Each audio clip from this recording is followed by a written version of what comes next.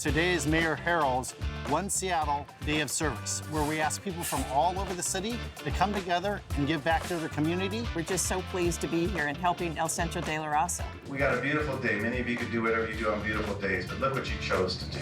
Team up! Team up at One Seattle. We got about 170 Comcasters here. We've got window washing, we've got painting, we've got landscaping. We know the importance of volunteerism and the difference that it makes. Thank you so much for being here. I'm Alicia Crank. I am the Executive Director of Seattle City Club, and we are so thrilled to have this topic for our June cocktail. I think the timing is perfect. People have kids graduating from school, going on to higher education or hoping to.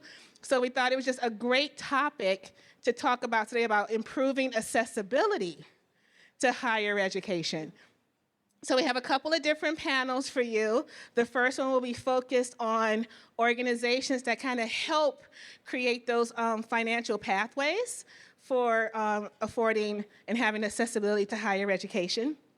But I want to say that, well, actually, one of our speakers could not come tonight, Angela Jones. Unfortunately, she's under the weather, but we have an amazing other person, Bish, from Gates Foundation, that is going to do a wonderful job.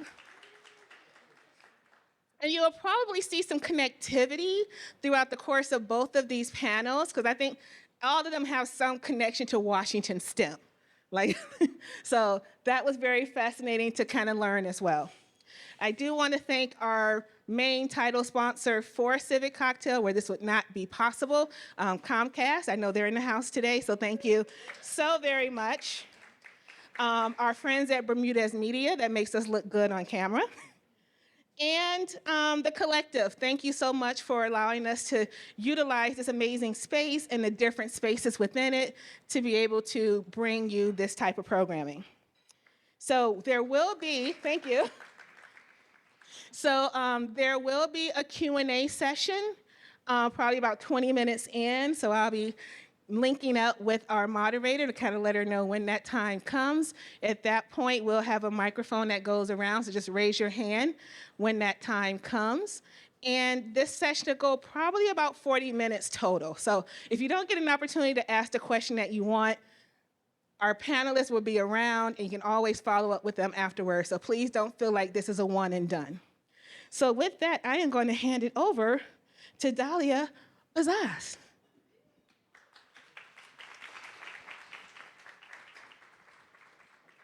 Thank you, Alicia, for that intro. My name is Dalia Bazaz. I'm a K-12 reporter at the Seattle Times.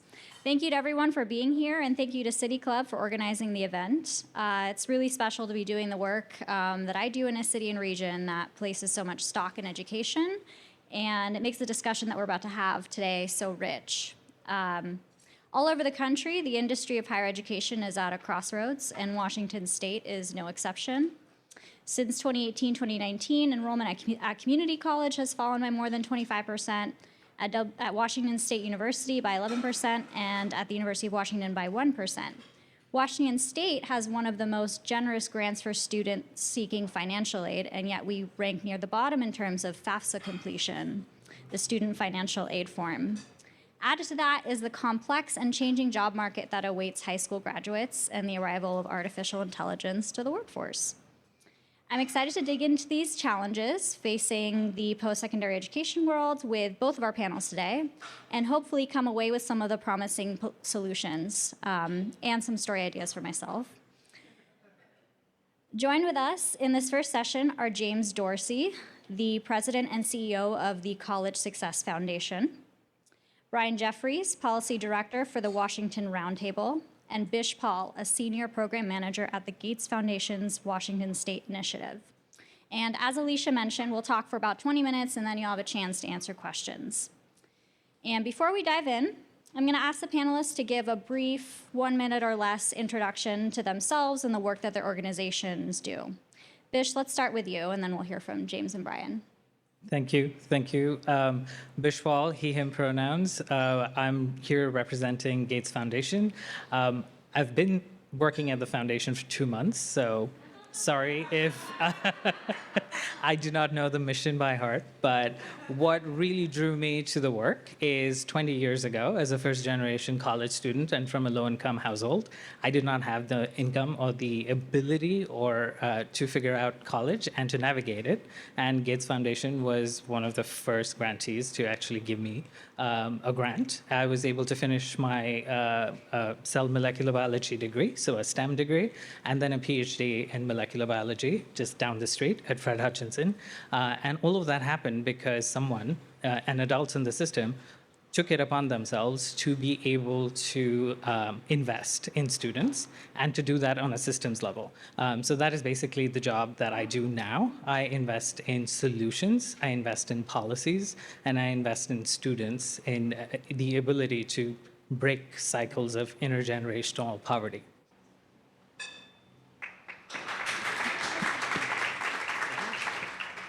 Thank you for that. Brian, you want to go next? Sure, I'll go next. Good evening, everyone. Brian Jeffries. I'm the policy director with the Washington Roundtable. The Washington Roundtable is a statewide organization made up of senior executives from our state's largest private employers. So all of those words mean it's CEOs, presidents, senior vice presidents from large corporations, including Comcast, Boeing, Microsoft, Starbucks, Amazon, Alaska Airlines. We have about 50 members at the moment. That organization was formed in 1983. In 1994, the Washington Roundtable, in partnership with the State Office of Superintendent of Public Instruction, or OSPI, formed the Partnership for Learning. I am the policy director for both. So as I'm talking, I may interchangeably use Washington Roundtable Partnership for Learning because there's no daylight between the two of us. When I referred to the Roundtable and the Partnership for Learning, there are 7 of us total. So this is not a huge organization. I focus exclusively on education issues, and our primary focus on education, or the primary focus of our members, is the post-secondary credential attainment goal they adopted in 2017, which is by the high school class of 2030, 70% of Washington high school students overall and across each ethnic and racial community will earn a post-secondary credential by age 26. That is our North Star, and it is what drives every portion of our work. I would like to say one more thing before we move on, which is to congratulate Dahlia. I know she's moderating this. If you have not read her piece on segregation in Seattle Public Schools, which has come out, take the time to do it. It's really important work, and congratulations for that, Dahlia.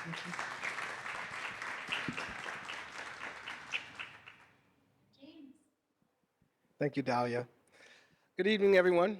Again, my name is James Dorsey. I'm President, CEO of College Success Foundation. I'm going into my 5th year, or just completing my 5th year in this work, but I've been doing this work most of my adult life. I've been in the college access, college completion arena, supporting communities of color, first to attend college throughout my entire career. So this is the work that I do. CSF, I've been fortunate to be a part of and have the opportunity to lead this organization and be part of the leadership team of this organization, because we work with young people as early as middle school all the way through college completion and trying to ensure that they attain a college degree as well as be successful in life. That's our mission, is to make sure that they have a promising career once they come out as well, and that we really want to work with our young people to ensure that that happens.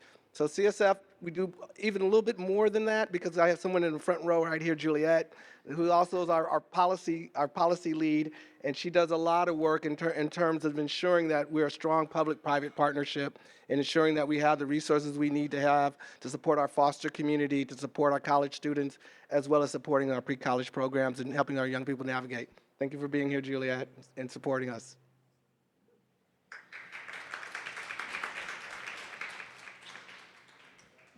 Okay, let's jump into the enrollment. So as I covered in the intro, we're seeing enrollment fall at colleges and universities across the country. And the state has long had issues with how few Washington-born and raised kids go to college. Could you tell us a little bit about the short and long-term consequences of decreased enrollment in higher education, both for students themselves and our wider society and economy?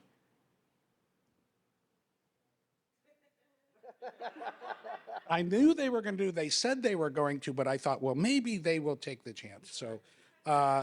So let's, I want to give some context to the question around enrollment. So we can talk about percentages. So Dahlia referred to our community and technical colleges enrollment being down 25% since 2019, the pandemic. Washington State University being down 11. Combined across our system since 2019, we can talk about percentages. I'm going to give you a real number. That's 70,000 students. Our 2- and 4-year systems are down since the fall of 2019. So to give you some context of what 70,000 is, that is essentially the number of students who graduate from our public high schools every year.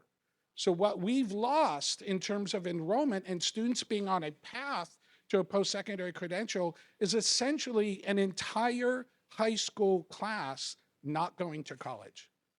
So that would give you a real sense of what those numbers really mean. And so what is the effect of that is, we know that earning a post-secondary credential as opposed to not having one can be the difference of $1 million in earnings over a lifetime. So students not being on that path, just because they didn't enroll, doesn't mean they won't at some point do that. A number of students do that, but it's a small percentage compared to those who immediately go on. So what that really means is that the earning power, the ability of our own residents to be economically self-sufficient declines without some kind of post-secondary credential. So we at the Washington Roundtable are referring to this as a statewide economic crisis, as well as an individual crisis for the citizens of our state. I'm the happy fun guy on the panel, by the way. Anybody else want to jump in on that? I would just add from a personal standpoint is there's about 70% of the jobs in this workforce require a technical degree. And that generally means a little bit of higher education at least. I know that a lot of folks are talking about Career Connect and early opportunities and access. But when you think about the job market that's here, and where we're sitting right here, Amazon Central, that our own young people that are growing up are not going to be eligible for the jobs that are open here in this state, in this community. That also means those young people are and the companies that those young people want to work for or start their own are going to move elsewhere. And that's generally the big rub in the state, is there are folks that want these employment opportunities but don't know how to navigate or get there. And the corporations saying, I need the talent and I have to import this talent. And we have talent sitting right here, just not having the access. So from a personal standpoint, that's a big challenge that I see for our state economically. I see the challenge as well in terms of these young people not being aware and not having the opportunity to make this pathway opportunity to get these career opportunities that are here. I'm curious to know from you all, since you all work in solutions, what have you seen as the most or one of the most promising solutions or routes to improve accessibility to higher education and post-secondary opportunities? What do you want to really support and endorse more investment in? Well, simplicity-wise would be funding, resources, dollars. A lot of our young people can't afford some of these institutions that they want to attend. So having, some folks are speaking about free education. In some systems, in some schools, it's there. But why aren't the students still enrolling when there's free education? I think, too, is early reaching back. It's not just the outreach of, oh, the students are coming to the university or the colleges, but those colleges and universities coming to the students and bringing those students to them early on. So there's early bridging, early awareness, seeing the opportunities that a higher education institution can afford them, and saying, hey, I can do this. I belong here. I'm a part. And that could be helpful and very helpful. And within CSF, we do that. That very same thing. We send our students on tours and visitations to see if that institution is a good fit, whether there's someone there that can be a role model or mentor on those institutions and those campuses. So I think that's one thing is for those institutions to reach back and to avail tours and visitations, to have a program such as the CSF and other programs where you have coaches that will hand off those students from pre-college to college and saying, these students have an interest in science, or these students have an interest in recreation or arts, and you have a program there. Please expose them to those opportunities. I think that is very important. And I'm assuming, because I see it happening little by little, but institutions are being more aggressive and partnering with organizations and programs, particularly programs that are working with communities of color, working in rural communities, working with low-income families. They're being more aggressive to bring them onto their institutions, and I'll call it open house, or provide those venues, but also using role models and mentors from those communities that also can speak to those young people and say, I've made this journey, I've gone through this, and you can do it too. And I think that would be very helpful. Yeah, I would echo that. Going off of that, trusted messengers in the communities is what we've seen has been really, really helpful. Personally, for me too, it was one college professor who saw me looking very lost, who took me aside and said, do you know you can apply to this grant? And I was like, no, nobody told me. So, but how do you do that as a systems space?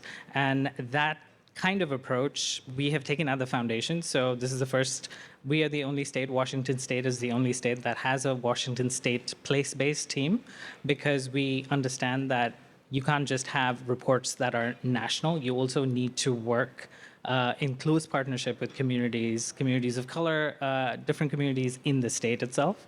And so the four things that we are working on that we found that brings us a lot of hope is on the FAFSA completion piece, investing a lot of funding in organizations, CBOs, and trusted messengers who can help families fill out the FAFSA application so that you can get financial aid. That's number one. Number two is building the system of dual credit, so you can get a college-going culture. In high school itself, you can try and take classes that could give you college credit. So that brings more people into the space and helps develop that identity of I could go to college. The third one is college and career advising. We need a lot of advising so that people know what options are there. And the last one is data, investing in data metrics that help in student outcomes. So we are an exemplar state in the nation on how much student data we have, but it's also what do we do with that data? How do we use it to drive outcomes that help students? So those are four things that give me hope and things that we're investing in actively over the next 3 years. So I agree with both of my colleagues and friends. Going from a high level that I was talking about before down to a very specific level. So Washington STEM that Alicia referenced earlier conducted a study last year and asked students statewide, a representative sample of high school students last year, how many of them aspired to some form of education or training after high school. 9 out of 10 students said that is what they aspire to do. So it's nearly universal. Washington State high school students believe it's necessary to go on, and that's what they aspire to do. Then they asked educators in our schools the question, how many of your students do you believe aspire to go on? And the educators said 60%. So we have a 30% belief gap between educators and students about post-high school aspirations for more education. So what do we really need in our schools? Beyond resources, yes, we need more resources. We need the 4 things. We need our educators to actually believe in our kids and our babies to achieve their aspirations. If they don't believe that, we can dump as much money in the system as we want, but we have to have a mind shift and listen to our children. They say they want to go on to post-secondary, and let's create a system and well-fund it and well-resource it and well-design it for them to achieve that, and we're not doing that now. But can we just believe in them first and close that belief gap? Can I piggyback real quick on that? I just wanted to add, thank you, Brian, and thank you, Bish, on that. think one of the things that, when I think about our organization, College Success Foundation, we really are working to drive thousands of students into the higher education system. And oftentimes, some of those institutions do not have all the supports for those students. Historically, we had some college coaches on the campus supporting a few campuses and a few of our thousands of students. We were recently asked to serve thousands of more students, knowing that those students heading towards a higher education institution may not have the supports that they need to navigate that system effectively. So yes, the state invested and put more resources into the work where we had trust leadership on those campuses. So we have over 20 coaches on the campuses to support students as they arrive on that campus, to navigate through that campus, and that's important. Some campuses have plenty of resources for advisors and counselors, but not all the community colleges and all the universities in the state have that to support kids, particularly communities of color and communities first to attend college. And we have a sense of ownership for those students because we've been working with them since the 8th grade. So so we have become partners on the higher education institutions' campuses, to be partners with their counselors and their coaches to provide that added support, to address some of the gaps that may not be filled with the thousands of students that they need to serve. But we know that we have 20,000 students rolling into a higher education institutional system, or 5,000, whatever that number is. We don't want to lose one of them based on the fact that they don't have support, or they don't have awareness for scholarship, or awareness for financial assistance, or can find an advisor on the campus that they can trust or feel good with. And so I just want to share that. I think that's a powerful thing the state has done. WASAC has done this along with the state, with CSF, and I think it's been a powerful move. It's been powerful because the institutions have embraced us, and the leadership on the campuses have embraced our program and our staff, and they co-own that work because they're just as committed and concerned about that student. So it's another step in this process. Okay, I'm told we have 3 minutes until audience questions. I do want to sneak in a question about affirmative action because it's been on a lot of people's minds. And the Supreme Court looks poised to reverse affirmative action, just given the makeup of the court. I am curious to hear from anybody that wants to answer this. How should our higher education system, the nation's higher education system, be preparing for something like this? I know Washington State has its own affirmative action ban, so in some ways we've sort of been there, but I'm curious to know if you see any repercussions immediately for Washington State kids and what higher education institutions should be doing now. Well, I would agree with you, Dahlia, that given we've had I-200 in Washington State for several years, and there was an initiative to overturn it that didn't pass. So the form and function from a legal standpoint of the U.S. Supreme Court's likely decision won't necessarily have a legal change or a policy change for our schools.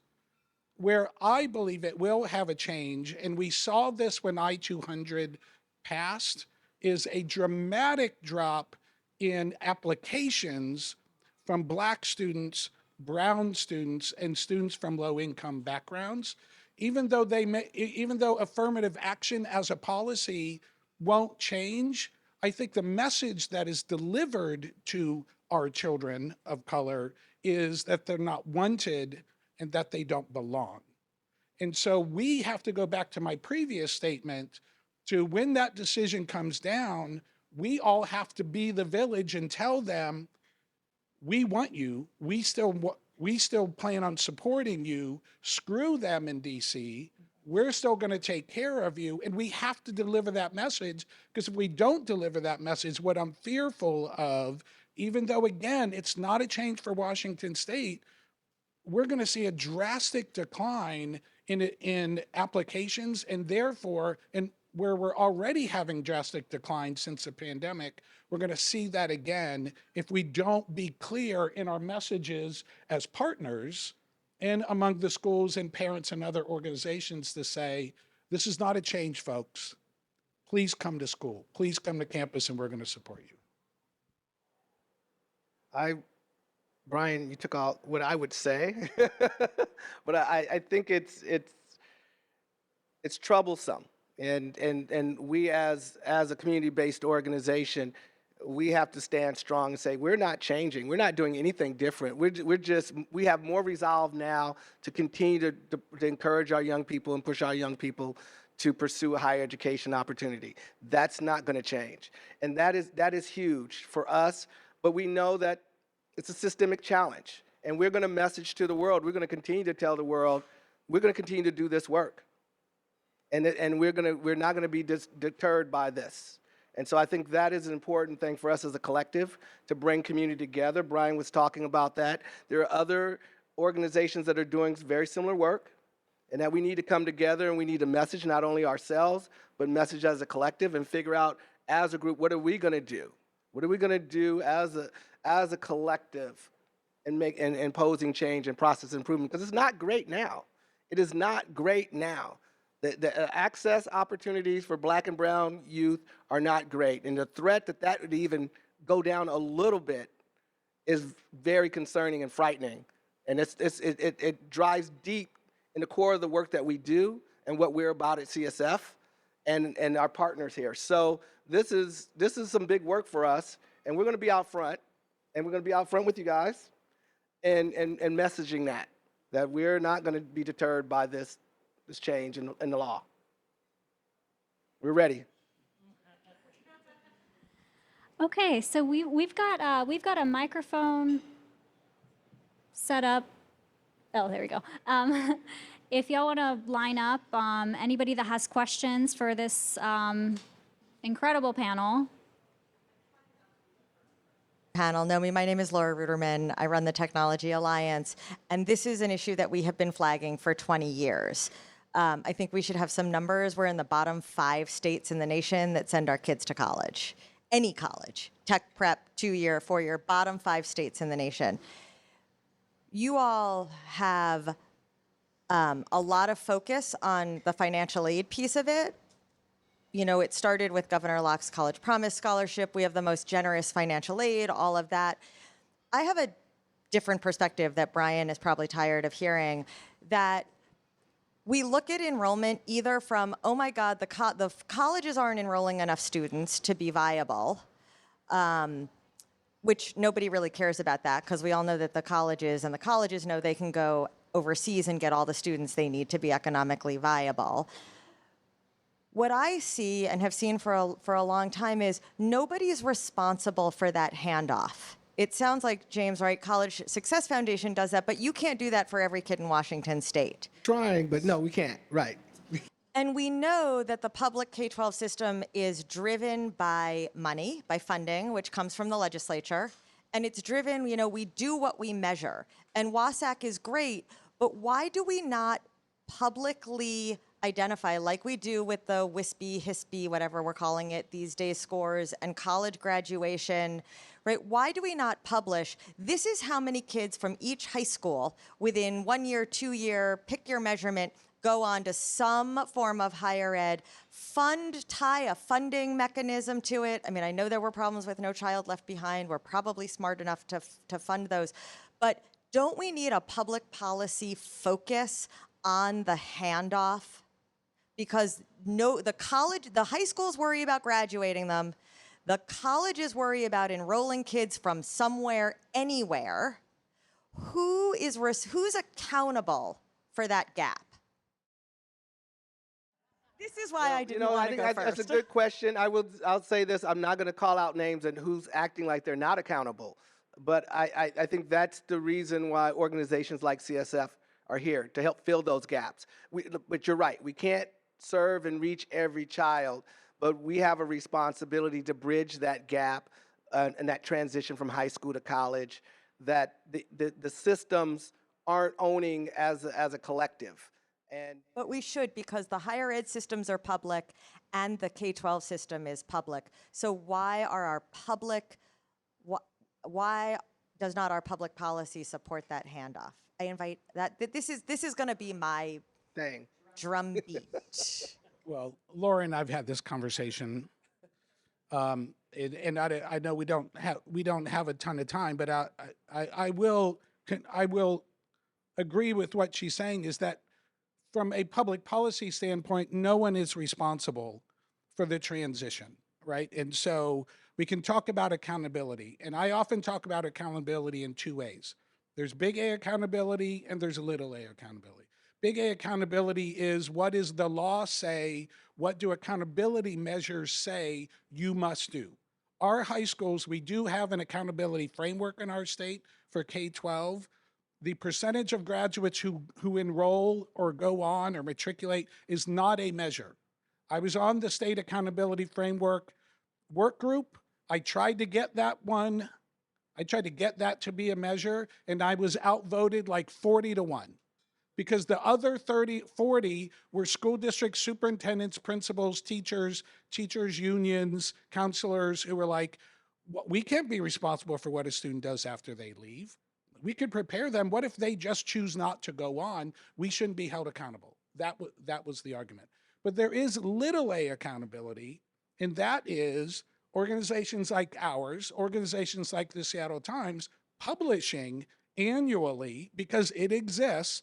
The Education Research and Data Center publishes every year the percentage of high school graduates from every single high school in the state of Washington who enroll in college 1 year after high school, and only 5 of us in the room know that data exists. So this is a communications campaign, and communications campaigns cost millions of dollars. Billions of dollars. Which is why that is the only thing that we're focused on for the next 4 years, which is the high school to post-secondary transition. So for the foundation, for like 41 different divisions, for global everything, there were so many things that we were asked to focus on, and the Washington State place-based team has decided this is the only thing we focus on. And so yes, maybe millions, I don't know, I just came here, but but I don't know about the funding, but I do know that we support that 100%, and it is a communications piece. And yes, Laura, if you want to run again, like, I will vote for you. Now that I can vote, I will vote for you. I would just add the accountability piece. It's also the leveraging. It's one thing that Gates and Balmer and Starbucks and all these other entities have these resources, but then to come together to hold the stakeholders, the systems accountable is another thing that is I would say a responsibility and a charge, and I'm so glad that Gates is in that pathway work right now, because they can provide influence. And I've seen them do it, and I've seen how that influence has been placed on the K-12 system or WASAC or OSPI. So it can be done. So I think if they're placing themselves in the center and they're coming together with it's called it's an industry table, basically. And so there's a table of industry that all are thinking about the same thing and concerned about the same thing. And those industries all come together, or the funders table, I'll call it. They all come together and work with agencies and entities that highly depend on their voice, highly depend on their resources and their influence and their capacity. Then I think there's going to be change. But it's like there's a higher ed, there's a K through 12, and what's that pathway piece? I think there's going to be hopefully one day there's a pathway accountability piece for the systems. Yeah. Hi. So my question is this. There's a lot, like you just said, for K-12, there's a lot of resources that students who might be economically challenged can qualify for. They can get free lunch, they have transportation, they get all of their books.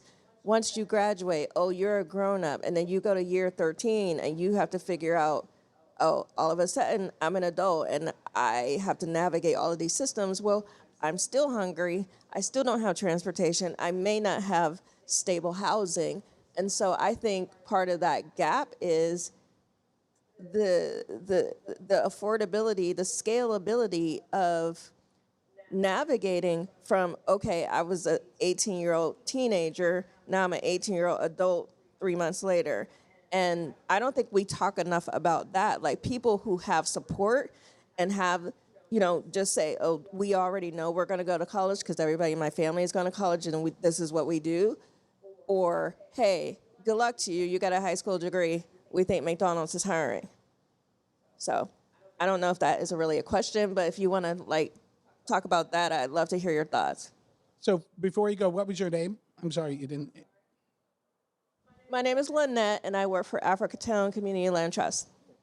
Thank you, Lynette. So, and I'll try to be really brief. I think the legislature, to give them kudos, I mean, we really do have, among the states, the most robust financial aid system in our state. But if students are unaware of it or they're unable to navigate that on their own, it doesn't matter because they can't access it. So I think there's been a recognition once they fully funded the state need grant, now called the Washington College grant, and then students didn't show up. They're like, well, maybe there's something else going on. Just providing tuition wasn't enough. So over the last several years, they have just this session funded, it's a half-time position, but navigators at every college campus, both community and technical college and four-year school. So they recognize students, especially students who are first gen, need that navigation. On top of, for certain students of a certain income bracket, they can get what's called a bridge grant that students can use for non-tuition, so housing insecurity, food insecurity. So we know from data, even if for a number of students, even if they're aware of financial aid, they can navigate the crazy FAFSA or WASFA and get in, they still have other financial challenges like transportation, childcare, food, taking care of auntie who lives with me. So there are other things we have to recognize. If we're truly going to hit the roundtables and the state 70% goal, the only way to actually achieve that is to get students who do not typically go on to go on. And we have to, therefore, our campuses, our systems, our advocacy organizations need to think about those atypical students and how to build a system for them, not the students who can easily navigate it. And I think we're getting there, but we're nibbling around the edges. But there is some recognition to your question. I think we have to wrap up here. Can we get a round of applause for this panel?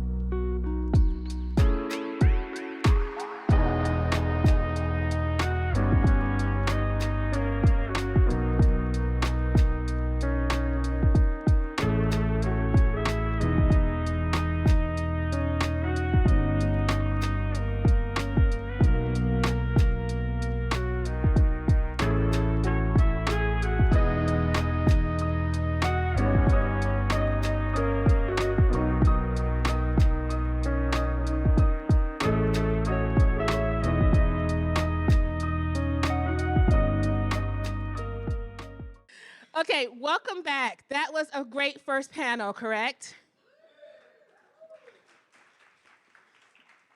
So the second one will accompany that. And so now we're going to go from the education side. We're going to hear from panelists that are representing UW Tacoma, WSU Everett, and the Seattle colleges. So with that, I am going to toss it back over to Dahlia.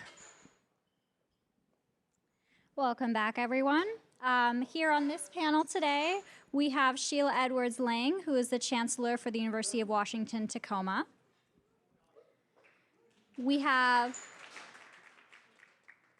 Lynne Varner, the Associate Vice Chancellor at Washington State University, Everett, who was just named the new CEO of Washington STEM.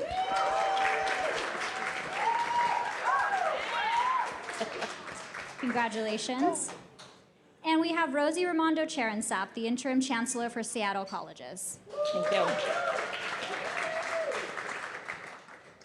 So we'll start off this panel the same way we did the last one. We'll have each panelist introduce themselves and what's been at the top of their minds for the past couple of years. And yeah, in as brief terms as possible. Let's start with Dr. Lange. Thank you. Great, thank you. Thank you all for having me. As she said, I'm Sheila Lange. I am the Chancellor at the University of Washington, Tacoma. I've been there 2 years, so that's been at the top of my mind, making that transition from Seattle colleges, Seattle Central College, where I was the president since 2015. And so making that transition from a community college to a urban serving community-based university. So very different in some ways, but very similar in a lot of ways. I talk about my journey as being a first-generation student, so I'm first in my family to go to college, so many of the things that I do as an advocate in higher education is to make sure that more kids like me get access to higher education. Good evening, everyone, and it's great to be here as well. Great to see so many familiar faces and new faces as well. I got to give a shout out. My name is Rosie Rimando-Chareunsap. I serve as the Interim Chancellor for the Seattle Colleges. And tonight, my girlfriends, my longtime girlfriends from college and from way back, surprised me by being here too. So that makes it a little... They're here to troll me and keep me honest. I've been serving as the Interim Chancellor for the Seattle Colleges since last summer. But prior to that, I served as the president at South Seattle College, one of the Seattle colleges. Got to work alongside Sheila here, but had actually been at South and within the Seattle colleges for nearly my entire 23-year career. And so I've grown up professionally in an organization and have tried to affect change at multiple levels. At every level I was working with TRIO programs first with low-income first-generation students from the Highline School District in Des Moines and in Tukwila and in SeaTac. I was working in high school outreach and different roles in student services. At every step along the way, I really look for ways to find convergence between my personal values around just social justice, the language that we've come to use now in terms of social justice and equity, through the programmatic work I did. And so it's been a great pleasure and honor to serve as a president, especially alongside other great presidents in our colleges, and now as the interim chancellor. One of the things that I'm reflecting on as I sit on this stage is seeing women of color leaders really emerging with a strong voice and a strong prerogative across our state. And to see the type of change that we have been passionate about throughout our careers, and to find ways to affect long-lasting change and to undo harmful systems and rebuild them anew, I think is one of the things I'm most excited about. Of course, not just us as women of color, but of course, us as women of color. In these leadership roles. And so, I don't know, that's on my mind on the stage, and I could go on about the last couple of years. It's been a challenging couple of years, but I look forward to sharing more about my perspective from the community college prerogative as we go through the questions tonight. Thanks, Dahlia. Hi, everyone. I'm Lynne, Varner, and I think I've made the biggest transition of everyone on this stage because I actually shifted from journalism and a newspaper columnist career 7 years ago and went to Washington State University to lead at the system level. We have 5 campuses serving, it was 30,000 students before the pandemic. But the last 2 years, actually what I've been preoccupied with is this startup that we call WSU Everett. It is our newest campus. We had to do everything, including building the classrooms, recruiting students. And we did that because of something that I hope we talk about tonight, and that's access. In the North Puget Sound, Snohomish County, and points beyond, there was no four-year alternative for young people up there. So they either left their community, which is an awful thing to ask anyone to do, or they didn't go on to college. They stopped at the 2-year level, or they went into the workforce. And so WSU made a promise as part of our land grant mission to broaden education in that area. So the legislature created WSU Everett, gave us the money, and I'm sitting in an office down in Seattle thinking this was a great transition from journalism, and they said go up there and build a campus and a community and students. And so I've been preoccupied with just doing that the last couple of years. I want to start this off by just giving all of you the opportunity to respond to any of the panelists on the previous panel. If there was anything that you wanted to shout from across the room that you wanted to add, that you felt was missing from the conversation, I'm going to open that up to you all. So I'm not checking my messages. I wrote my notes. I mean, you know, so much. The fact that we're down an entire high school class. What I think's lost there is that those are real people, many of who could not afford to miss the opportunity of a college degree. They are the least able to miss that opportunity. And so that really, we think about that a lot. But a lot of times, I don't know about you all, but at WSU, when we think about it, we talk about tuition first, and we talk about students and what's this going to do to the system. And I'm like, but what's it going to do to my brothers and sisters? What's it going to do to their future? The other thing that really I thought a lot about was college career advising and how important that is and how we need to invest in more, because we can't just ask students to navigate. I'm a first-gen college graduate, and my parents did not know how to help me, not the FAFSA, not anything. My father was like, why do they want our financial information? My mother was like, just go down to the government and get you a good job like everyone else did. So we're asking young people to navigate a system that wasn't built for them, and that gets harder to navigate all the time. So I thought the point about college career advising was just right on. Affirmative action is keeping me up at night because I'm just thinking, how are we going to hold and keep our promises? We talk a lot about making everything multilingual so that people understand not just what's being said and what the document is, but they understand that we see them, that we welcome them, no matter where they're from, who they are. We see you, and we are prepared a place for you. So those are just a couple of things that really got my attention. One of the things that it's been rattling around as I have been participating in conversations like this around higher ed, around access, around how we have impact on the communities we live in. And as the previous panel was talking, and as I listened to some of the comments from folks in the audience and the questions that you all posed, it draws me back to this idea. If there's one thing I want to see us really shift as a group in this room, as a community, as a society as a whole, it's I want us to think of higher education credentials, and post-secondary training, not as a private good, not as something that one individual has to pull up their bootstraps to try to earn for themselves and prove that they want it bad enough to be successful, but as a public good. Something that if our whole communities can have access, can have strong training programs, can go into education in fields that they're passionate about, that support the world in the ways they want to support the world, that uplifts our communities. And for too long, higher education is built on a concept that it is an individual private good, that you have to prove that you know how to navigate the systems, or you have to prove that you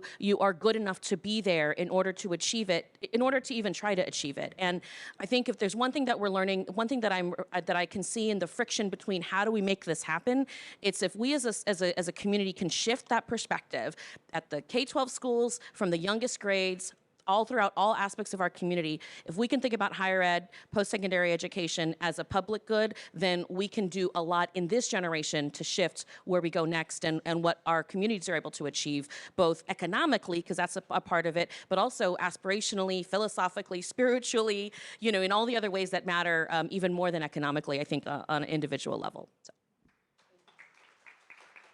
If I can build on that, one of the things that I have just been passionate about since going to Seattle Central and now back at a four-year university is I want us to stop talking about going to college. It is post-secondary opportunities that every student needs, whether that is a short-term certificate or some kind of training. Most jobs require some kind of training after high school. And so we talk about, does everybody need to go to college? And what people are thinking about is, does everyone need a four-year liberal arts degree? And the answer is no.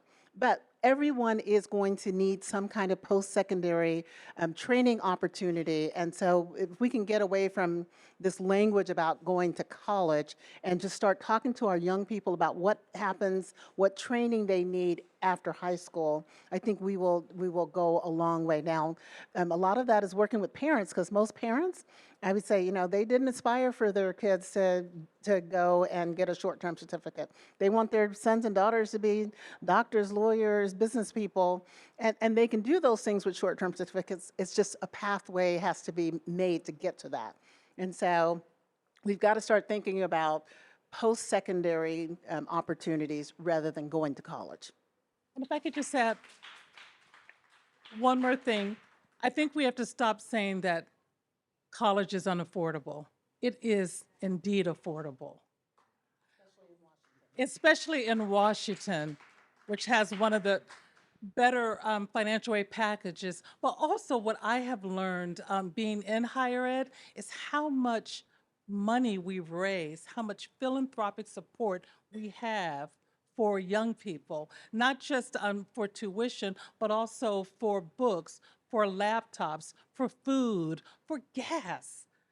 During the post-pandemic, when we were coming back, a lot of students had lost their jobs during the pandemic. So they came back to school, but they didn't have their jobs. They were just kind of on edge. And our campus is a commuter campus. So our students don't live on campus. So they have to get back and forth. And we created a student fund for gas, for car repairs.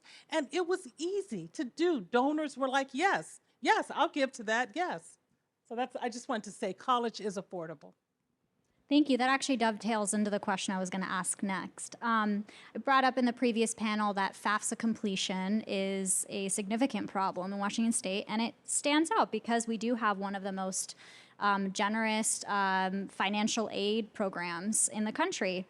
What is going on there? Like, what's the disconnect, and what do you think it's going to take to get rid of that gap on a policy level, on community organization level? Would love to hear your thoughts on that. Well, I'll say, first of all, the FAFSA is a bear, and so we have to do some revisions to it to make it simpler for families and kids to complete. It is, my nephew was applying to go to North Seattle College. At the time, I was a vice president. I have a PhD. We struggled mightily to complete all of the forms that he needed to complete to go to the community college. And then when he went to transfer the Bothell, it was a whole nother episode. And I was like, I have a PhD. I do this for a living. And so I can only imagine what a barrier it is for families who don't have that. I know when I went to college, my mom the same thing. My mom was like, why do they want our information? There's a lot of skepticism about giving all of that private information. So I think we have to make the process simpler, and there are some proposals to do that. And we have to talk to students about affordability. There is this, if you ask people how much college costs, and they will give you this astronomical figure. In their minds, they think it is $50,000 or $60,000. And when I say the tuition at the community college is $4,000 a year and it's $11,000 at the University of Washington, people are floored. I'm like, no, it is not thousands of dollars. Now, housing is what caused, and I am on a path now to say we need to give housing scholarships to students because housing in this city is unaffordable. You know, we've got, and I know this is potentially a question you might ask, Dahlia, but the Seattle Promise program in our city, in Seattle, has sought to address that as a first barrier. And I think some of the lessons we've learned, and I worked at South Seattle College when we had a very small program called 13th Year, which was the first attempt at trying to remove the barrier of tuition, saying we guarantee tuition for if you graduate from these colleges. And so some of the things that we've seen over time that have borne out as the programs expanded citywide is we're seeing we had the highest FAFSA completion rates in the Seattle Public Schools in a comparison with some of the other area high schools. I know that this has been the work of the Puget Sound Coalition for College Readiness, College and Career Readiness. It's a group of superintendents and college presidents who've been trying to crack this nut around FAFSA completion, college attainment in the South Puget Sound, in the South King County area. But one of the things that we've learned with the Seattle Promise program is that, yes, it has helped to get students with to have scholarships and to remove the barrier of tuition to gain access. And then we learned further that there were more needs that students had in order to stay. And so I think that it's just starting to scratch the surface to try to get students through the FAFSA. But it is these other things that, like housing, like these other things that some of the audience members asked question about in the last session that really have to come all together to help keep a student through all the way to completion. But those FAFSA rates, we can have a big difference when we know we can guarantee students admission, where we can treat higher ed as a public good and say this is something that you deserve, and here's a step in the process to do it, versus that's something that you have to try to do to see if you're even worthy to move forward. So I think that's a big mind shift, but it's something that we've seen bear out where we've been able to do some promise type of work. I think that higher education is doing a much better job now of treating students holistically. So we have support for parents. We have child care support. I think we all probably have food banks. So we are beginning to really support the needs beyond tuition and classroom-based needs. And I think that's good. But again, I think it has to get out to people so that young people and their parents aren't saying, oh, I can't afford it. No, college is unaffordable. I'm going to do the annoying reporter thing where I go off script, but how would you feel about a requirement across the state for public school students to be filling out the FAFSA? Do you think that's part of the solution? There are states that do require students to do that as part of their graduation requirements. I'd be interested in seeing the data if it's making a difference in terms of college going rates, because what we've experienced in Tacoma with Graduate Tacoma is the school district did an outstanding job of increasing graduation rates to over 90%. Still, only 30% of those students are going on to post-secondary opportunities. So now we're doing what we call our 2030 reset, which is focused on going to and through college, post-secondary opportunities. So, I was glad to hear Bish talk about the Gates Washington program is going to be focusing on that, because I think that a lot of school districts have seen, they're having students complete the high school and beyond plan. They could have them complete the FAFSA, but if they don't take those extra steps to enroll somewhere, then it's not going to. We're not going to see a big change. And I think we really have to focus on where the pressure points are and how to relieve pressure from those pressure points. If the pressure point is the fact that the FAFSA is a bear and is really hard to go through, even for a family with a PhD higher ed professional coaching them through it, then no shade, Sheila, because I've tried to help family members too. So your story could have been my story. But, if that's the problem, then these other responses are working around the problem and not solving the problem itself. I think systemic change is what we need, and if the problem is that the FAFSA is difficult and the process for verification is so intrusive and repetitive and onerous, then that's the piece that we have to focus on with legislators, with federal rule makers and things like that, so that we alleviate that versus just build very complex workarounds in spite of them. All of that. Before we force people to do something, we've got to address the challenges with the FAFSA. I'm curious to hear from you all what the K-12 system could be doing to support future college students and what gaps exist currently between the K-12 and higher ed system in the state. I know it's a big topic. Pick one area and dive in. Feel free to do that. We also touched on this in the previous panel, but I think it's really important to parse this one out.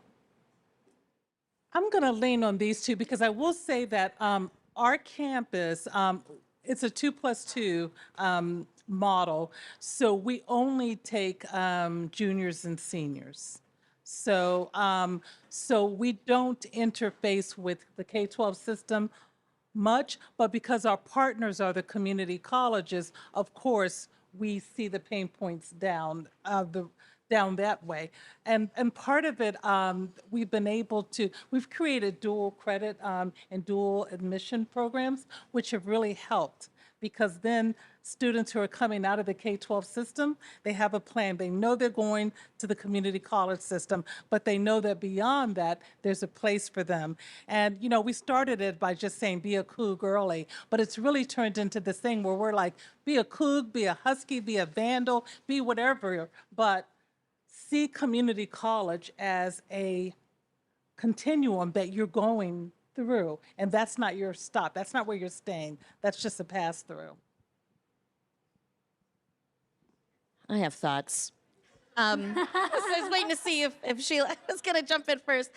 You know, you asked Dolly about what's the gap that's there, and I think that the gap, there's not a gap in effort between what our K-12 colleagues do and what we do at the higher ed level. There is an absolute gap in funding. At the same time, we're having conversations about how to better build bridges between K-12 and higher ed. K-12 is going through an enrollment decline that's threatening the very capability to have career counselors, to have folks in the schools that are funded by the school districts that do this type of support. And so it would be unfair to me for me to say they need to do more to do something that helps students reach higher ed, because I know that our colleagues in K-12 they're doing all that they can and they're losing funding and having to make these tough decisions. So really the gap to me is gap in funding at the state level for adequate supports for the K-12 systems that lead all the way up through to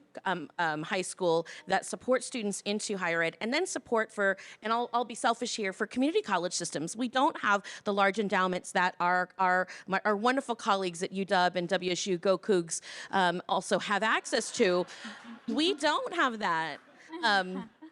And we're working on building that. So, while yes, I agree with the previous panel, you can't just throw money at a problem and expect the solutions to come, but money sure makes other problems around it not so bad. And if the public education systems, both the K-12 and the higher ed systems, could be adequately funded to serve the students and to support our missions, then we wouldn't have to have these conversations about how to better do this or that. We would be working together more readily and with more capability to do so. Thank you. So where I thought you were going, Rosie, was that the partnerships between higher ed institutions and K-12s and the systemic work that we need to do in partnership. I think, as I'm trying to do work with the Tacoma Public Schools now, and what I realize is that it's like they don't have a person, like who's the person that I can go to say, I want to bring every high school student in Tacoma Public Schools onto the UW Tacoma campus. I have to go individual, building by building to make that happen. And so there's not an infrastructure for those kind of partnerships.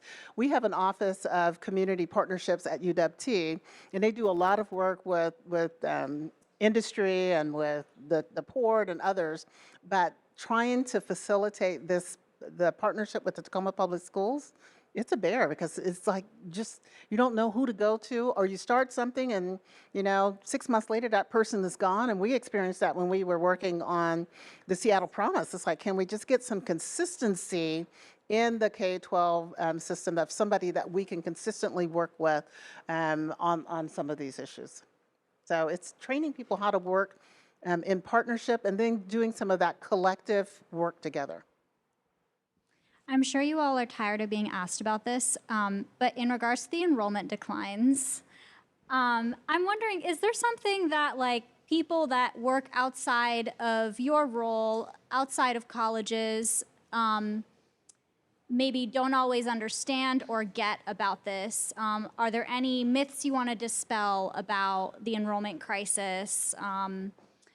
This would be your opportunity to do so. And you know, if you have ideas for the solutions going forward.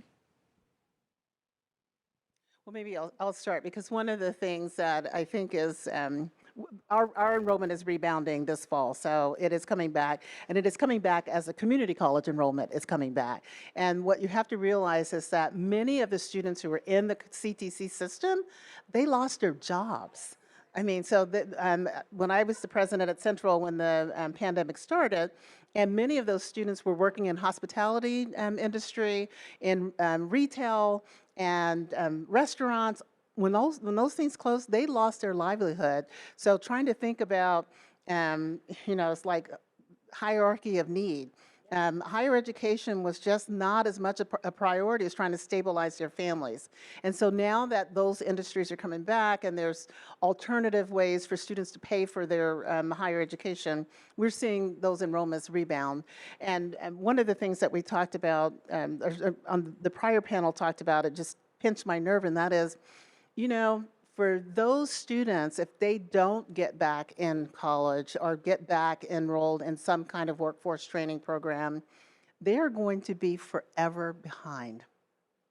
And I said, you know, even just thinking about on our campus, you can work at University of Washington, Tacoma without a bachelor's degree, but you will never be in a leadership role or a manager role. Your professional aspirations are going to be capped. You're going to reach that point where you're going to have a degree. And so when we're telling those students that they don't need those degrees, we're telling them that we're curtailing their opportunities to be in leadership roles later on in life, which they may not be thinking about when you're 20 years old and you just want to, you know, have enough money to go out and hang out in the evenings with your friends. But when you're 30 and you have a family, those kinds of things are going to be important. So I'm being told that we have to move to audience Q&A.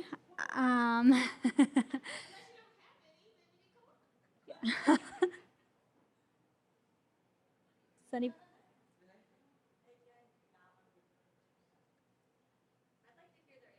Yeah, go for it. Well, one thing that I'd say about that is especially for community college student population, we're talking a lot tonight about recent high school graduates and young people's access, but you know, our average age is much higher. Across our colleges, it's anywhere from 26, 28, 30 within the 3 Seattle colleges, North, Central, or South.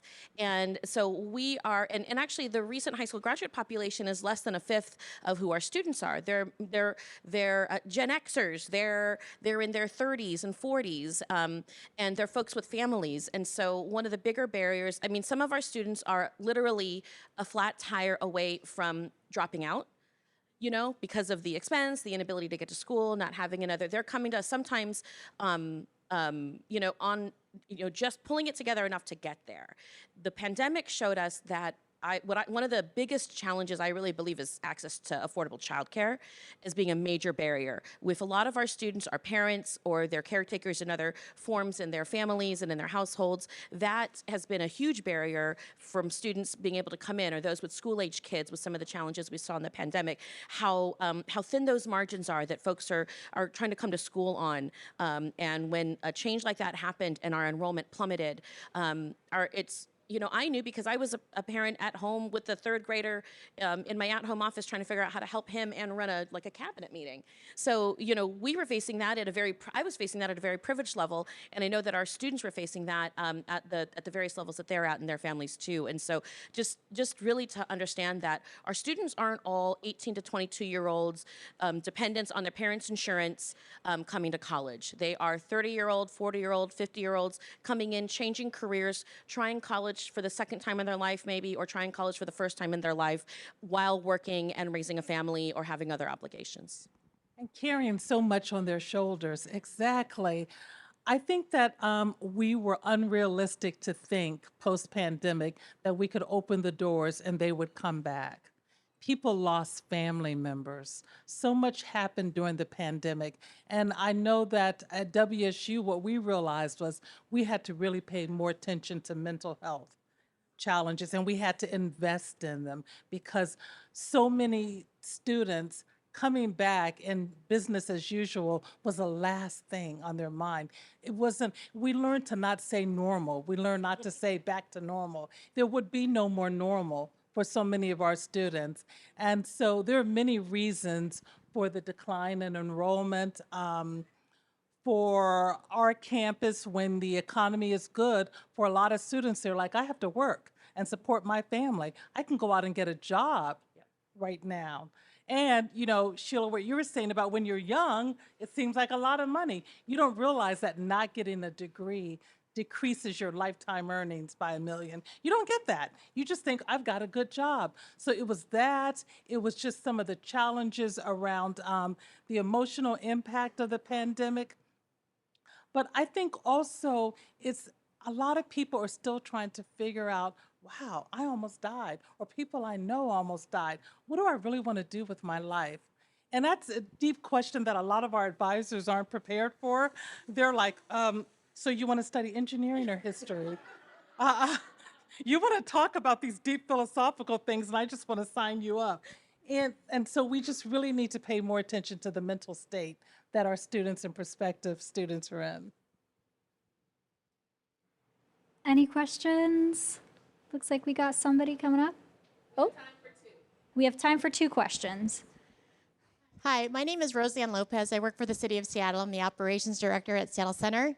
First, I want to be intentional in recognizing Sheila, Lynne, and Rosie, because the power of the image of 3 women of color running 3 major educational institutions in the state of Washington is phenomenal. And when I think about the first panel and you 3 women here today, I think representation matters. I think when, you know, people want a sense of belonging. You know, I grew up in Beacon Hill and Rainier Valley, went to Franklin High School, proud graduate, UW Engineering. And I'm looking out at this audience. I'm like, how do you engage the 100 or so people that are here to make sure, like, you are 3. How do you lean into others to be representatives, to go with you to the high schools and the middle schools and the colleges to say, you have a place here too?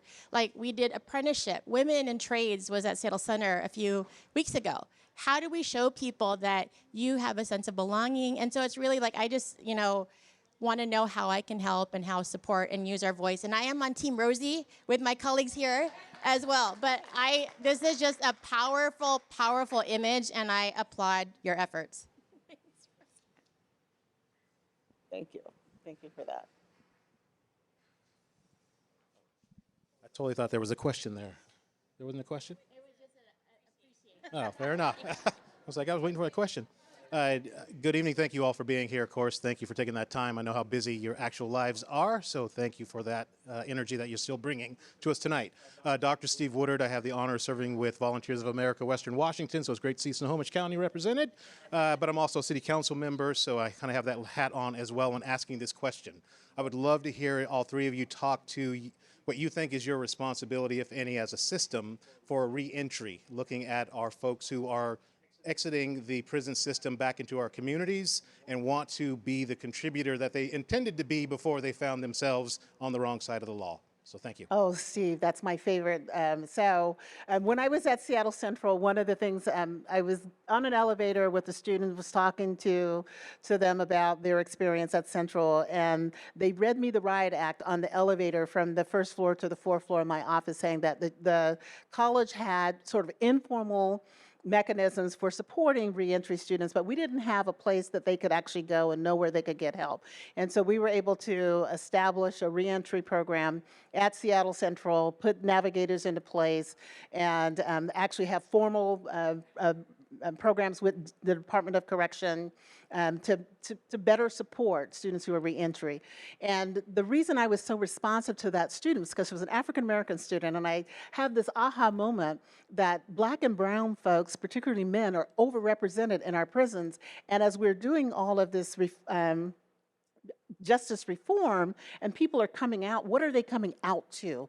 And what kind of opportunities are we providing to them? And I felt like a personal responsibility as a Black woman leading a college with students challenging me to do better, that we needed to do better. And fast forward now 7 years, I'm at UW-Tacoma. We just got an allocation from the state legislature to be a pilot program for four-year universities. Because I will say, the community and technical college system does an incredible job of reentry, even though we were behind the times at Seattle Central. And we're not now. The president of Seattle Central is back there. We are, Seattle Central is a leader in this space now. But at UW-Tacoma, we just got an allocation from the legislature to pilot how this can be done better at four-year universities. The legislature 2 years ago changed the law because before then, you could only get vocational training when you were in prison. And then there was all of this pressure for folks coming out to get a job, and they were actually discouraged from getting post-secondary credentials when coming out. So that has all changed. The Department of Correction is now with Pell eligible for people, really changing how we're doing reentry in Washington State. So stay tuned. I think you're going to see some phenomenal work coming out of our four-year universities, continued excellent work coming out of our community colleges. And I think the Department of Corrections is really rethinking how they are doing their work. One of the things that changed was there was a rule in place that you had to be so close to exiting the prison system and even to access education. They did away with that. So now you can start your education when you're in prison and then have a place to go out to. They've changed some of the rules around moving people. You can have an education hold now to stay in a facility, because I didn't know this before I started doing this work. They move prisons around all over. And so you could start a program with Edmonds, and then they move you to another facility, and that program that you started might not be available in Clallam Bay. So trying to do a lot more to facilitate in-prison education and then a smoother transition once folks are coming out.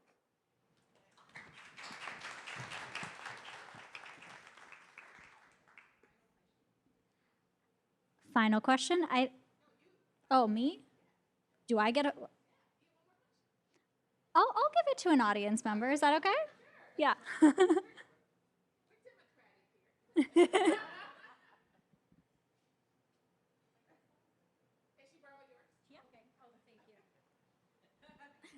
Good afternoon, everyone. My name is Maria Rebecki, and I'm with College Success Foundation. I wanted to ask about FAFSA simplification and how your campuses are preparing, because there's nothing simple about this new piece of legislation. I have been in the field of financial aid for 32 years, the year that FAFSA was actually implemented for the first time, the FAFSA that we know today. And it took me several days reading the actual legislation to kind of touch the surface and try to understand.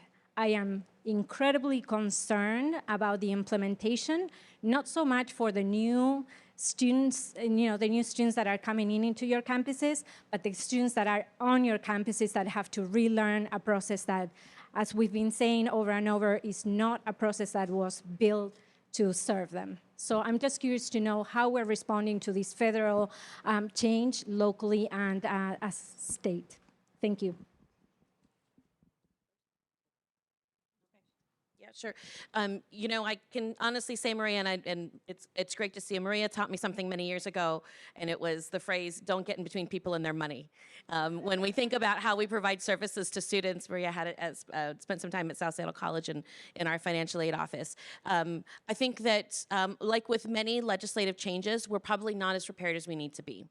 And so I share your concern about how our colleges are going to be prepared for this, because our staff are going to have to learn what's new. They're going to have to unlearn many, many, many years of training. And as folks, as I know that Maria knows, and as other folks may know, a lot of times financial aid folks have been in financial aid for life. And they happen into that career and stayed in that career for life. And so it's going to be a lot of unlearning. So I guess I'm answering the question by saying we're probably not as ready as we need to be. And fortunately for community colleges, we have our state board system and we've had financial policy associates and folks that are focused on financial aid at the state level to help us prepare as a system. So that's a question I'm going to be bringing to them in our next monthly meeting as well. I agree. Can we get some appreciation for the panel?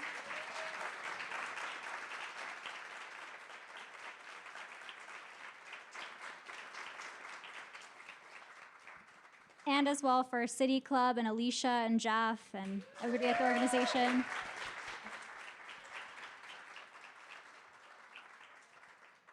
I'm going to hand it over to Alicia now. Thanks for coming. And Dahlia. You guys, I'm going to go off script too. So it is her fault. If you don't like it, just blame Dahlia. First of all, thank you so much all for being here. No one left. This is awesome. You know, I'm sure it's the weather, and I'm sure it's the content as well. And I agree with what Rose said. It's amazing to see the four of you on this stage talking about this topic. So thank you so much for giving of your time and your talent to be here with all of us tonight. So we are about to go on a summer break, like I said, but the work still continues. And I was influenced by this conversation just now. We talk about access and affordability. And I think about what we do here at City Club. And again, the fact that I see so many of you coming back month after month, it's good. It's like we're doing something right, and people do want to engage again. And you care about these topics, and you care about the diversity of the topics and the speakers regionally, geographically, everything. Can I tell you though, doing this program, you know, making it accessible, bringing it as many times as we do a year, the ticket price does not cover this at all. The only reason why we're able to continue to do this kind of programming is because we have generous donors, corporate, individual, that help us to be able to fund this so that we can create these low-cost entry points to make sure that we can model civil discourse and civic engagement.